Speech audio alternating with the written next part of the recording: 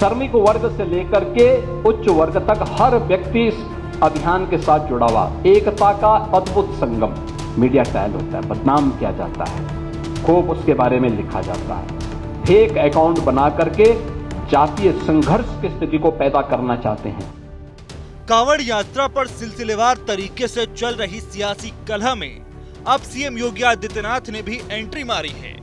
इतना ही नहीं, सीएम योगी आदित्यनाथ ने अपने अंदाज में विपक्ष को संदेश भी दिया, ये कि कांवड़ यात्रा पर बेतुके बयान आस्था का है अपमान। कांवड़ यात्रा चल रही है, समाज का सबसे यानी श्रमिक वर्ग से लेकर के उच्च वर्ग तक हर व्यक्ति इस अभियान के साथ जुड़ा हुआ। एकता का अद्भुत संगम, कोई भेदभाव नहीं, न जाति का भेद है, न क्षेत्र का भेद है, न वर्ग का भेद है, न मत का भेद है, न संप्रदाय का भेद है।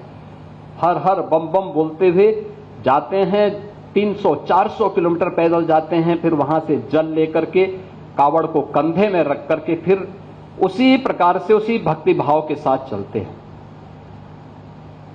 लेकिन मीडिया ट्रायल होता है, मीडिया ट्रायल होता है, बदनाम किया जाता है, खूब उसके बारे में लिखा जाता है, उन्हें उपद्रवी और आतंकवादी तक बोलने का दुस्साहस होता है।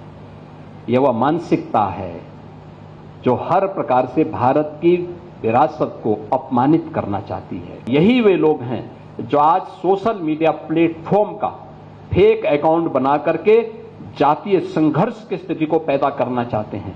इन सब से अगर हम दरअसल कांवड़ यात्रा में कई जगह हुई तोड़फोड़ और विवाद की घटनाओं के बीच विपक्ष ने सरकार को घेरने का मौका खोज लिया। क्यूआर कोड और पहचान के घमासान में अफसरों की ड्यूटी पर सबसे पहले सपा मुखिया अखिलेश यादव ने तंज किया था कि सीओ, सीएमओ, एसडीएम इनके पैर दबाएं। और तो और अखिलेश यादव ने बरेली में मास्टर पर की गई कार्रवाई पर भी तंज कसा था। हम तो इनसे कहेंगे कि कमिश्नर डीएम एसपी को लगाएं सेवा के लिए, खाना वाना की व्यवस्था के लिए, और सीओ और एसडीएम को लगाएं उनके पैर दबाने के लिए, तो शायद उससे बड़ा आराम मिलेगा उन्हें। क्योंकि अगर सीओ, एसडीएम इस स्तर के अधिकारी उनकी सेवा करें, पैर दबाएं, तो उन्हें भी पुण्य मिलेगा और एक सेवा का भाव जो पैदा होता है वो भी पूरा होगा। अखिलेश यादव के बयान के साथ ही सपाई खेमे से एसटी हसन और राजीव राय ने भी अपनी राय का प्रदर्शन कर दिया। एसटी हसन ने जहां पहचान वाले विवाद की तुलना पहलगाम से कर दी, तो सांसद राजीव राय ने बेरोजगार बता दिया। किसने ये राइट दिया इनको कि ढाबों की चेकिंग करें? ये किसने इनको ये राइट दिया कि लोगों की पैंटें उतरवाएं? क्या इनमें और उन आतंकवादियों में कोई फर्क है जिन्होंने धर्म पूछ के पहलगाम के अंदर गोलियां मारी थी? ये भी एक तरह के आतंकवादी हैं और वो भी आतंकवादी थे। कि चूंकि यात्रा लंबी होती है, आजकल के कस्बों-कस की जिंदगी में कामकाजी लोगों को उतना फुर्सत नहीं होता है। इससे मुझे लगता है कि उसमें जो बेरोजगार होंगे वो थोड़ा और ज्यादा मात्रा में होंगे, तो उनका रजिस्ट्रेशन कराकर उनको योगी जी हैं, मुख्यमंत्री जी हैं, प्रभु भोलेनाथ के नाम पर रोजगार या नौकरी का आशीर्वाद दे दें। ये कहना और ये कहना कि जो कंवरिया जाते हैं सब बेरोजगार होते हैं, ये दोनों बातें अलग हैं।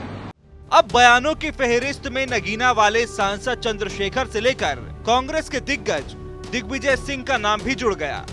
दिग्विजय सिंह ने जहां नमाज और कांवड़ की तुलना करते हुए पोस्टर सोशल मीडिया पर वायरल किया, तो वहीं चंद्रशेखर ने सड़क पर नमाज और कांवड़ का बयान दिया। विपक्ष के इन्हीं बयानों पर बढ़ा है सियासी संग्राम। मैं इस बात पे सख्त विरोध दर्ज कराता हूँ। आप मुसलमानों को सड़क पे 15 मिनट नमाज नहीं पढ़ने देंगे, जबकि तो उनका भी बराबर का योगदान है। वहीं पूरे कावड़ का त्योहार 1 महीना सड़क पे रहेगा। आप मुसलमानों की, जैनों की, सिखों की, बौद्धिस्टों की, ईसाइयों की धार्मिक आजादी का वो छीनने का करें, उन पर न्याय करें। आपको सरकार में आने का मौका मिला है, आपको कॉन्स्टिट्यूशन का सम्मान करना चाहिए। धर्म और जाति के आधार पर भेदभाव नहीं किया जा सकता है, स्थान के आधार पर, लेकिन ये हो रहा है उत्तर प्रदेश। बहरहाल कांवड़ यात्रा में 1-2 घटनाओं के जरिए जहां विपक्ष सरकार पर निशाना साध रहा है, अब विपक्ष के वार पर सीएम योगी ने पलटवार किया तो बात लातों के भूत तक आ गई। ऐसे में सवाल यही है कि कांवड़ पर मचे सियासी कलेश के मायने क्या हैं?